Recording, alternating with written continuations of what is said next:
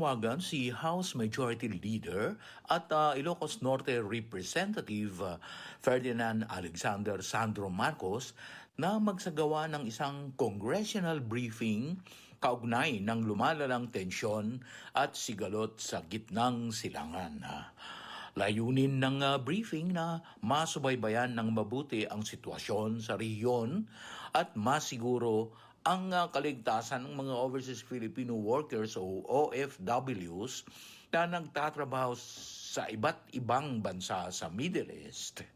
Ayon kay Marcos, hiniling na ng pamunuan ng Kamara de Representantes sa pangunguna ni Speaker Faustino Bogie III na magdaos ng joint briefing ang House Committee on Foreign Affairs at House Committee on Overseas Workers Affairs.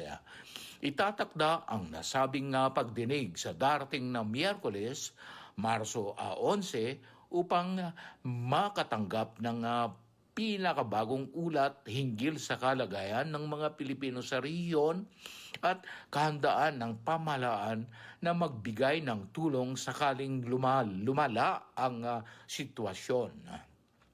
Imbitado rin sa briefing ang mga opisyal mula sa Department of Foreign Affairs, Department of Migrant Workers at iba pang kinauukulang ahensya ng pamahalaan.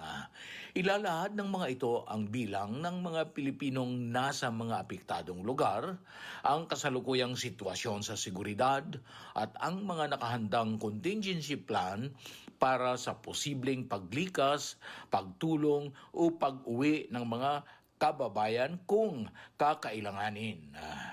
Binigyang diin ni Marcos na malaki ang ambag ng mga OFW sa ekonomiya ng bansa at sa kabuhayan ng milyon-milyong pamilyang Pilipino,